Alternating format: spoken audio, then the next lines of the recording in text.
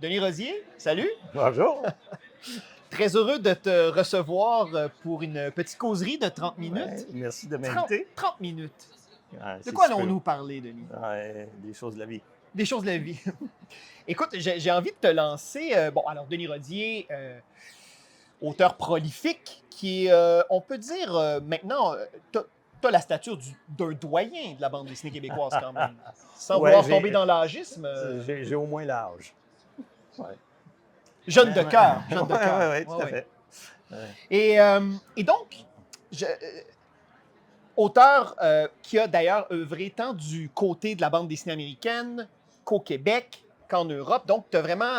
Donc, première question, à quand le manga? Ah, ben là, c'est une question piège parce que j'avais pas ça dans mes plans.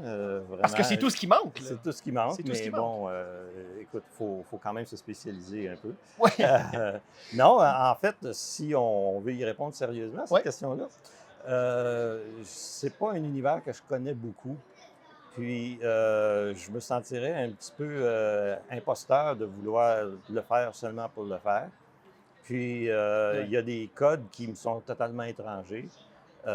Donc, oui, c'est certain que si je trouve des trucs intéressants, ça va m'influencer d'une façon ou d'une autre.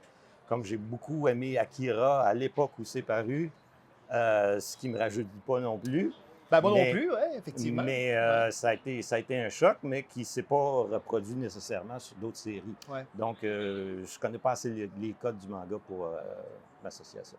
Mais c'est vrai que tu as une carrière que je qualifierais de panoramique au niveau des différentes cultures où tu as œuvré, différents modes de production aussi, on va y Mhm. revenir. Et j'aimerais d'abord amorcer cette causerie-là avec et mettre en lien une page que tu as réalisée pour le journal Spirou. Alors, le mensuel Spirou, hein, qui existe depuis 1938, depuis un moment déjà, il y a une page hebdomadaire qui est consacrée à un auteur. Et donc, tu as été l'invité et c'est une demi-page où il y a un strip et une demi-page d'entrevue.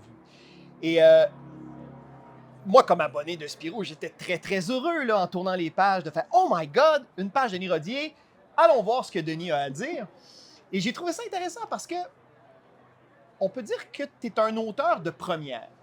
Tu as connu plusieurs premières dans ta vie. C'est-à-dire que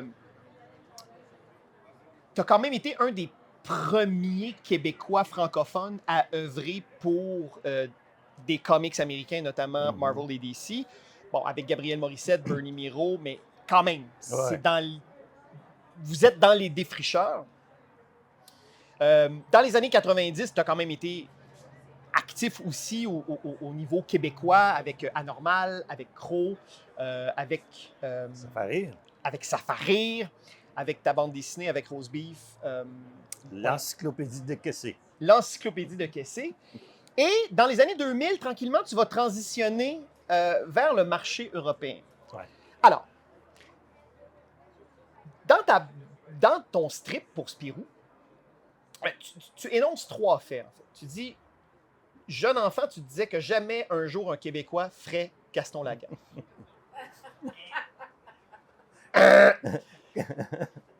Mais en même temps, c'est normal de dire ça, parce Ouais, que ouais. jusqu'à tout récemment, c'eût été de la science-fiction. Et Ouais. pourtant, Delaf le fait, Mhm. et il le fait Ouais. de manière admirable. Ouais, ouais, ouais. Un virtuose. Ah oui, c'est un virtuose, ça ne fait pas de doute. Donc, prophétie qui s'est finalement réalisée.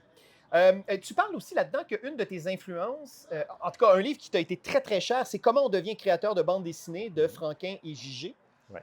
Et t'es pas le seul. Michel Rabagliati Tout le aussi, monde, c'est tout le ça. monde de ma Votre génération. génération, ce livre-là, Ouais. qui Dieu C'est merci a été fondateur. réédité chez Nifl. Oui, c'est tout simplement deux auteurs de BD qui décrivent le mode de production. Ouais. Puis à l'époque pré-Internet, il n'y avait aucun accès à ces informations-là, autre que ce petit livre-là. Ouais. Puis je me souviens, ma mère étant bibliothécaire, elle me permettait de l'emprunter presque à toutes les semaines C'est un emprunt longue durée. de longue durée. Ouais. Donc tout ça m'a fait comprendre qu'est-ce qui était possible de faire et comment on le faisait. Ouais. Puis voir un petit peu derrière le rideau pour voir le machin d'Oz.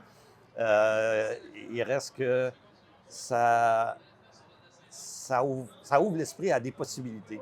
C'est ça, en fait. c'est là que ça devient fondateur, où est-ce que, oui, il y a une carrière qui peut se profiler derrière ça. Et en l'ayant relu il y a quelques années, évidemment, c'est une école de pensée, c'est une époque aussi, Ouais. mais c'est fou à quel point Franquin est à la fois très humble, hein, mais Mhm. à la fois très, très généreux dans tout ce qu'il livre là-dedans. Euh, donc, c'était touchant de, de, de t'entendre, de te lire à ce sujet-là. Euh, je disais tantôt que tu as notamment œuvré pour des éditeurs américains, donc dès le milieu, fin des années 80. Début 90, oui. Ouais. Je me souviens d'un récit de Felkist dans Batman. Ah, mon Dieu, ouais. Ouais. Ouais, c'est un peu n'importe quoi, mais bon, Ben, c'est un peu ouais. n'importe quoi. D'ailleurs, ben là, il faut que je te pose la question. C'est dans un numéro de Batman. Je pense que c'est un annuel, d'ailleurs. Ouais. Ouais. Euh, mais là, est-ce qu'ils se sont dit, ah, on a un Québécois de service? Non, Les gens, non, ils non, pas du savent pas. tout. Ils connaissent pas le FLQ. Non, non, non, pas du tout. C'était vraiment en début de carrière. Donc, un peu, c'est celui qui est disponible. Puis, s'il n'y a pas personne de disponible, ben, on va prendre le petit nouveau. Donc, Ouais. il n'y avait pas de lien direct. OK. Et bon, évidemment, dans les années 90, en 92, tu seras de l'équipe chez DC Comics qui va assassiner Superman. Ouais. Et c'est fou parce que en arrivant au festival aujourd'hui, on a vu, on discutait justement de ça, c'est un livre qui est constamment réédité en tous les formats inimaginables, omnibus, compendium, livre de poche. Ouais. Donc, ce Superman-là te suit encore à ce jour. Oui, oui, oui. Ben, ça a été un point marquant pour le personnage. Donc, comment ça peut pas l'être pour les auteurs Ben oui. sur lesquels ils ont travaillé. Bon.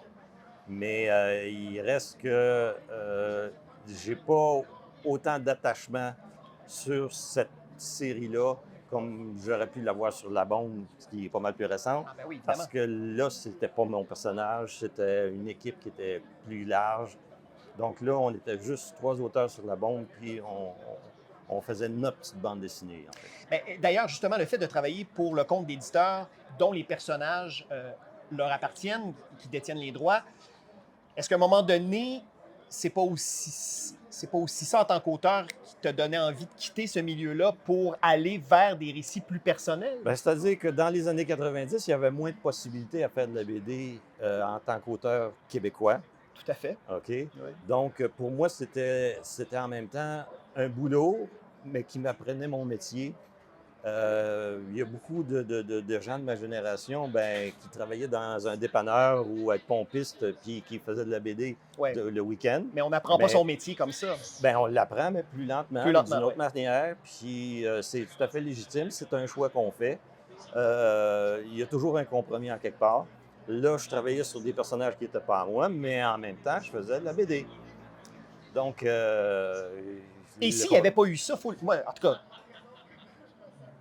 de mon point de vue, n'eût été de ton expérience avec la machinerie américaine, je pense pas que tu aurais pu, des années plus tard, faire La Bombe et la troisième caméra comme tu le fais. Non, puis on me l'a dit chez les éditeurs, si ça n'avait pas été de toi avec ton expérience, on n'aurait peut-être pas signé un bouquin de 450 pages de BD. C'est un pari qui était risqué, surtout pour un documentaire en noir et blanc.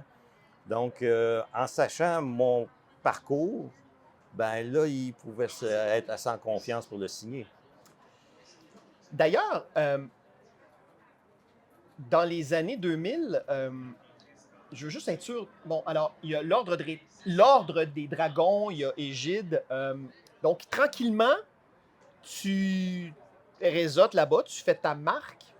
Tu vas être un des premiers aussi, parlant de première, tu vas être un des premiers à socio-financer un projet ici au Québec, là, Oui, avec oui. Aral. Oui, ça a été assez étrange comme expérience, mais Ouais. il fallait l'essayer. Moi, personnellement, c'est pas un truc que je conseille, du moins de la façon dont on le faisait à l'époque. Je ne sais pas si ça s'est amélioré. Ben, c'est une job à temps plein, là. Oui, ben c'est que tu cumules des postes, tu t'ajoutes des casquettes, là. Puis pendant que tu fais du socio-financement, puis tu donnes des récompenses ou des machins à tes contributeurs, bien, en même temps, tu fais plus de BD. OK? Donc, Donc, tu fais de c'est là que l'édition. ouais, c'est là que tu s'aperçois de la valeur de travailler avec un éditeur. Même si les pourcentages de droits d'auteur sont moindres, ben tu fais partie d'une équipe qui sont là pour euh, mettre en valeur ton travail. Là, quand il faut que tu accumules des choses, puis ben là, inévitablement, ben, tu fournis moins de ce que tu voudrais faire dans la vie, c'est-à-dire de la BD. Donc, pour certains, ben, être auto-éditeur, c'est le plein contrôle, c'est ce qu'ils veulent. Ouais. Mais moi, j'aime autant raconter des histoires que devoir les vendre. C'est drôle parce que je, je prépare un projet avec Jimmy Beaulieu et on parlait de l'étape de l'ancrage. Mhm. Et Jimmy, lui, est de cette école où il n'aime pas ancrer. Il aime pas. Lui, le premier jet, il est plus heureux avec un premier jet qu'avec un dessin fini. Alors que toi, quand on regarde tes vidéos sur Facebook, on sent tout le bonheur dans l'ancrage, dans Mhm. l'exécution. Et puis moi, je Ouais. trouve ça impressionnant. C'est qu'il y a un cap dans l'apprentissage qui est plus difficile. OK? Parce qu'on a tous appris à dessiner avec un crayon, avec un stylo, machin, puis tout ça. Mais il y a eu une époque où est-ce que les modes de reproduction, OK, avaient besoin d'une ligne noire et très forte et très contrastée. Donc, l'ancrage est important. Alors, ça découle presque de la gravure, là. Ouais, On ouais, arrive ouais. dans la publication là, des années 20, 30, Ouais. 40. Donc, c'était une technique qu'il fallait apprendre. Maintenant, c'est plus nécessaire de l'apprendre comme tel. Donc, si on peut s'exprimer d'une autre manière, souvent, on va passer Ouais. par un autre chemin. Moi, dans mon cas, ayant dû apprendre cette technique-là, puis être passé au travers de ce seuil-là, ben, j'approche mon travail d'une façon Ouais. différente, où est-ce que la spontanéité n'est pas dans le crayonné, OK? Et dans la mise en page et Et l'ancrage. l'ancrage, ouais. OK? Donc, je subdivise un petit peu le travail d'une façon différente, comme peut le faire Jimmy, Ouais. où est-ce que lui, il va faire son trait spontané et il va le laisser parce que justement, il est spontané. Ouais. Moi, je vais lancer la structure, la narration et tout ça. Et ensuite, je vais me laisser de l'espace pour avoir de la spontanéité dans le trait d'ancrage. Parce que c'est ça, la recherche de la fraîcheur se trouve à un Ouais, différent endroit dans dans le ces deux processus. Ouais, approches-là. Oui, oui, tout à fait. ouais, Ben, la bombe, on t'en parlais. Je veux dire, c'est un succès phénoménal, là. ouais. Combien de traductions maintenant? 12 ans? 19. 19, OK. Ouais. On parle de plusieurs centaines de milliers d'exemplaires vendus. Ouais. Euh, Si on calcule,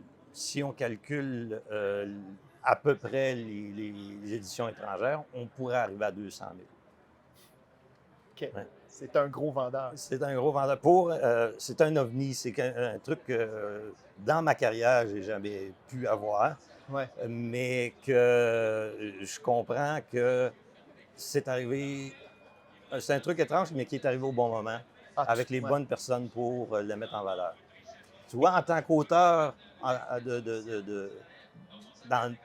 faire auto-publier un truc comme ça, j'en aurais vendu 50 copies, tu sais. Non, puis t'aurais mis 25 ans à faire ça. Ouais, ouais. Rappelle encore pour le bénéfice des gens, je sais que les- le stade de dessiner, là, une fois que tu as fait les recherches, tout ça, là, que tu t'installes à ta table à dessin, tu as mis combien de temps pour faire la bombe? Ben, c'est-à-dire que ça se fait par petits bouts de Ouais, scène. par morceau. Donc, pour moi, la documentation fait partie du Ouais. processus. Donc, toute la recherche historique et ces trucs-là, j'ai travaillé 4 ans sur cet album-là, mais avec des semaines d'au moins 50 heures. Ça pouvait aller Ouais, à c'est plus que ça. complètement fou. Ouais. Mais j'étais jeune et fou. Ah bon? Ouais. Oui. Ouais, ouais. Donc, non, j'avais plus d'énergie. Puis, Parce que disons c'était un que- marathon, il faut le dire. Oui, là. c'était un marathon. C'était un défi que je me lançais à moi-même aussi. Il y a beaucoup de gens qui m'ont dit non, c'est trop fou, lance-toi pas dans un truc comme ça. Mais il y a l'enthousiasme de travailler sur quelque chose qu'on sent qui va être important. Mais pas en termes de vente, mais c'est en termes de message. Ouais. Se le raconter à soi-même puis établir un message qui est clair puis qui se veut éducatif dans tous les bons sens du terme. Surtout au Euh, moment où cet album-là est paru, il y a aussi ouais. une signification, là. Oui, oui, oui. Parce que dès le moment où on a signé, on savait la date d'impression, 5 ans plus tard, parce que on savait que ça allait être le 75e Ouais, pour le anniversaire commémoratif. qui commémorait la bombe sur Hiroshima. Alors là, évidemment, c'est un succès fulgurant. Euh, on ne peut qu'être impressionné de la charge de travail qu'il y a là-dedans. Suite à un succès pareil, il y a quand même un danger. C'est d'être identifié à un genre. Et de se Mhm. dire, ah, alors la bombe, ça a bien marché. Les autres éditeurs font, d'accord, on veut reproduire ce succès-là avec ces Ouais. créateurs-là. Ben, tu vois, je partais déjà avec un autre genre d'identification que je cassais. Il a fait du comics. OK? J'étais identifié à ça à un Mais certain moment. encore, ouais, mais plus maintenant. Oh, oui, mais j'ai Ouais, réussi à le casser ouais, ouais. Mais tranquillement. ça a pris du temps. Ça Ouais. a pris du temps. Maintenant, c'est certain que les récits de guerre, bon, on m'en offre beaucoup. Ouais. Mais pour moi, c'était important de faire d'autres choses. J'ai pas tout à fait réussi parce qu'avec la troisième caméra, c'est aussi un récit de guerre, Oui, mais c'est très mais, différent de la mais bombe. j'en ai refusé beaucoup. OK. OK? Mais quand je suis tombé là-dessus, le scénario était tellement bon que je me suis dit non, il y a un autre niveau d'intérêt où est-ce que, sans parler de documentaire, il y avait un élément historique avéré Ah qui ouais, était complètement différent de ce qu'on voit dans les récits de guerre habituellement. tout à fait. Puis ça nous amenait à une autre perception aussi des enjeux de la guerre, puis des pays qui y participent. Mais aussi, dans cette idée, c'est un album, La Troisième Caméra, qui fait et qui trouve écho dans le monde actuel, avec cette idée de... Ouais, ben, une grande partie du message, c'est comment et pourquoi on devient fasciste. OK? Ça peut aller jusque-là. Si on creuse un petit peu les messages au deuxième, troisième degré, qu'est-ce qui fait qu'un peuple peut devenir fasciste?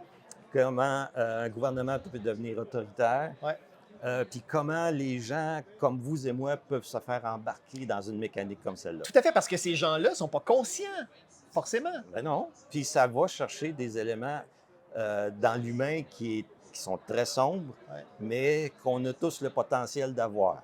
Parce que OK? ça joue sur l'insécurité. Et ça, Ça joue sur beaucoup de plans, ouais. beaucoup de niveaux, puis c'est là que on doit sortir du manichéisme des bons, des méchants, tout ça, les méchants allemands, les méchants russes et tout ça, Ouais, puis ouais. les voir un peu comme des humains, pas pour euh, adoucir, OK, ou vouloir occulter les horreurs que les nazis ont commis, mais de ne pas dire aller dans la sursimplification, de dire, puis ben, c'est simple, c'était des Allemands, puis nous, on n'est pas comme eux. En fait, c'est ça, OK? c'est que l'album, moi je trouve qu'un des grands mérites de cet album-là, c'est qu'au lieu de chercher à condamner un groupe, ça cherche à condamner l'idée même, Ouais. qui est un espèce de virus, au Ouais, final. ouais. On le voit, là, le monde dans lequel on vit aujourd'hui. C'est pour ça que quand on lit La Troisième Caméra, même si on est dans un contexte de la Deuxième Guerre mondiale, cet album-là ne pourrait pas être plus actuel que lorsqu'il est lu à Ouais. ce moment-ci. Parce que le message, OK, l'argument moral de l'album se trouve là, se trouve dans le glissement vers le fascisme, vers l'autoritarisme. Puis c'est là que on s'en aperçoit un petit peu plus tard parce que c'est une bande dessinée quand même d'action. Ouais. OK, il y a une intrigue et tout. Mais à un moment donné, il y a comme une réalisation, oui, mais de quoi on parle vraiment quand on parle de ça? C'est ça qui m'a vraiment attiré vers ce projet-là. Oui, parce que là, on n'est pas du tout dans un traitement documentaire comme dans La Bombe. Non, Pas du non, tout. Le non. contexte de la guerre, oui, est là. Et c'est habilement raconté, La Troisième Caméra, parce qu'il y a un danger, autant du point de vue scénaristique qu'au niveau du découpage, qu'au niveau de la mise en page. Le fait que c'est un récit stratifié, il y a le risque de se perdre là-dedans. Oui, bien, on demande beaucoup au lecteur là-dessus. On demande une bonne contribution là-dessus. Parce que c'est pas une BD qui se lit simplement bon, de la page 1 à la page quoi, 125, Ouais. je sais plus. Il y a besoin de prendre du recul parfois, puis des fois revenir à des pages précédentes pour se dire, ah, oh, qu'est-ce qui s'est passé? Parce que si on donne tout cuit à son lecteur, ben ouais, ça devient peut-être un peu trop, euh, comment je dirais ça, explicite, un petit peu trop. Ben, c'est que ça enlève tout l'impact puis toute la Ouais, saveur. parce qu'on ne veut pas être condescendant avec son lecteur non plus. On y fait confiance pour dire, Ah non, oui, oui. c'est un récit qui est complexe, Ouais. mais il y a des surprises puis il y a des récompenses à la fin de tout ça. Oui, parce que lectrices-lecteurs doivent travailler. Puis en Ben, plus. en fait, on travaille ensemble. Oui, C'est mais là. c'est ça, exactement. C'est ça. La fameuse expression It takes two to tango. Hein? Oui, oui, oui. Non, mais c'est vrai. Puis dans la bande dessinée, si chacun ne prend pas part à cet exercice-là, à cet échange-là, à ce dialogue-là, ben, moi, je trouve qu'on perd l'intérêt de ce médium-là. Oui, puis en même temps, il faut comprendre aussi, moi-même en tant que lecteur, je peux aussi avoir un bouquin où est-ce que je m'y perds puis il me tombe des bains, tout simplement. Aussi, c'est sûr. Puis, il faut pas. Faut faire confiance à l'intelligence du lecteur, mais en même temps, je prétends pas faire des albums pour tous non plus. OK? Il y a des gens qui aimeront pas du tout, il y a des gens qui vont adorer. C'est normal, puis je le comprends très bien, là. Mais c'est un album qui est vraiment étonnant et c'est drôle parce que quand je l'ai lu pour la première fois, après quelques pages, je me suis dit, ben voilà, Denis vient d'éviter le piège d'être catalogué dans un genre de bande dessinée. Ouais, mais aussi, c'était un effort de faire quelque chose de différent. Bon, c'était tellement un bon scénario que j'ai dit, bon, mais tant pis si c'est de la Deuxième Guerre, mais je voulais éviter ce truc-là. Puis on s'est posé la question, est-ce qu'on le fait en noir et blanc ou en couleur? Puis on s'est dit, non, celui-là, on va le faire en couleur pour le différencier de la bombe, pour pas que les gens pensent que c'est une suite ou que ça fait partie d'une série ou un truc comme ça. Ouais. Donc, c'était des choix éditoriaux. Puis c'est là que c'est intéressant d'avoir un bon éditeur. Parce qu'il va réfléchir avec toi sur les décisions que tu prends, puis dire, ouais, mais attention, il y a peut-être un piège ici ou pas. L'album est quand même disponible en noir et blanc. Ouais, OK? ouais. Mais il reste que c'est vrai que en trouvant la bonne personne pour faire la couleur de cet album-là, ça pouvait juste l'élever en même temps que le différencier de la bombe. Et justement, ta collaboration avec le coloriste, c'est de quel niveau? Est-ce que tu approches ça de manière très, très directive ou si au contraire, tu dis, OK, ben, évidemment, il y a tout un code de couleur à respecter par rapport au sujet de la guerre même, mais est-ce que tu es du genre à laisser vraiment dire, fais-moi une proposition ou alors, au contraire, tu y vas avec... Bien, c'est-à-dire qu'on discute parce que ce que moi je voulais, c'était pas ce qu'on a appelé une couleur descriptive, mais une couleur narrative. Autrement dit, que la couleur, elle participe à l'ambiance, puis elle donne le ton un peu de l'univers dans lequel on va pénétrer. OK? Donc, avec Élise, on a discuté beaucoup, on s'est échangé beaucoup d'exemples en disant, moi, d'avance, je voulais une palette qui était réduite, qui ne voulait pas avoir des ciels bleus pour des ciels bleus parce que le ciel est bleu puis la pelouse est verte, mais vraiment servir la narration en disant, bon, ben là, présentement, on est la nuit, OK? Donc, ça se peut qu'il y ait juste une couleur. En même temps, Mais je dois te dire que les scènes de nuit, au niveau de la colorisation, sont c'est vraiment, extraordinaire. vraiment impeccables. J'ai adoré travailler avec Ah cette oui, fille-là. hein? Oui, c'est vraiment une approche intelligente à la couleur. Parce que tu as raison, hein? La couleur, en fait, tout contribue au langage de la bande dessinée. Et Oui. on fait fausse route quand quand on met de côté une portion du langage comme la couleur. Oui, oui. Mais chaque bande dessinée a ses paramètres, Oui. puis a ses besoins aussi. Je crois que ça aurait été peut-être pas une erreur, mais il y avait des choix à faire vis-à-vis de mon style que justement une couleur trop détaillée aurait trop chargé le dessin. Oui, ça aurait écrasé le tout. Ouais. Hein? Donc, il y a des choix éditoriaux, mais encore une fois, on ne fait pas des arrangements je sais pas, country sur du heavy metal juste parce qu'on a quelqu'un pour jouer du country. Non, Ouais. tu sais, je dis un peu n'importe quoi. Mais il reste que on a un propos, on a un message à livrer. C'est quoi la meilleure façon de le livrer? Puis c'est là que ces réflexions-là, autant avec l'éditeur qu'avec les co-auteurs, ben, nous amènent à des, des- des choses qui restent dans notre style, mais qui s'alignent avec le propos. C'est drôle parce que la première lecture que j'ai faite de la troisième caméra, moi, j'avais un PDF de lecture qui était. La colo était faite, je pense, juste au tiers. Mhm. Fait que ma première lecture, j'ai lu une bonne partie de l'album en noir et blanc. Et il est vrai que lorsque je l'ai lu en papier, pour une deuxième fois, puis une troisième fois, pour une entrevue qu'on avait fait ensemble, euh, j'ai pas lu le même album. Mm. Ouais. Et pourtant, j'aime le noir et blanc. Et dans ton cas, d'autant plus parce que tu as une telle maîtrise du dessin et de l'ancrage que dans ta manière de faire la direction photo, tout ça, je veux dire, tout est à sa place. Donc, en même temps, j'étais un peu tiraillé de me dire, ouais, mais là, j'ai envie de lire Denis en noir et blanc, mais en même temps, là, pour cet album-là, de te lire en couleur, ah oui. Ah ouais, c'est ça. C'est là qu'il y a le bon mariage des styles. Puis avoir pris son temps pour bien définir qu'est-ce qu'on avait besoin pour cet album-là, ça a été payant. Alors, pour terminer cette entrevue-là, Denis, et je pense que tu vas être obligé de répondre. Bon, ben, bel choix. Quel sera ton prochain projet? Ah, Parce que tu la grande travailles question. dessus, là. Oui, oui, oui. Oui. Qu'est-ce que tu peux nous... Ouais. Que peux-tu nous dire à ce stade-ci? Que ça va être un gros projet, encore une fois. C'est un 300 pages minimum. Ok. Euh, Donc, dans 2 semaines, c'est fini, Non, non. Disons, j'ai eu ma leçon.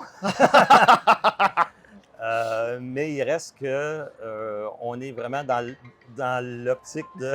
Ah, c'est ton éditeur qui appelle. Dans Sont où le- tes planches, Denis? dans l'optique de la bombe. J'ai quand même regardé pour voir si c'était l'éditeur. Oui. C'est dans le même optique que la bombe. Ah, OK. Donc, on est encore dans le géopolitique. Puis, plus ou moins dans le même sujet aussi. Donc, on peut s'attendre à quelque chose d'un peu plus contemporain, OK. mais dans le même ton que la bombe. Et on peut s'attendre de lire ça en 2027, 2028? Dans quelques années. Dans quelques années. Dans quelques années. Denis, toujours un plaisir. Merci beaucoup. Merci à Bravo toi. pour l'excellent travail que tu fais d'un album à l'autre. Ouais, On on fait des efforts. Ouais, ouais, ben, c'est des efforts qui portent leurs fruits parce qu'à chaque fois, on est toujours un peu plus impressionné que Bon. la fois précédente. C'est gentil. Et il faut le faire après la bombe quand même. On se dit, bon, Denis pourrait s'asseoir sur la... Ben, de manière métaphorique, tu pourrais t'asseoir sur la bombe. mais pas du tout. Alors, je te souhaite bon vent pour la suite, puis je te laisse répondre à ton éditeur. OK, merci.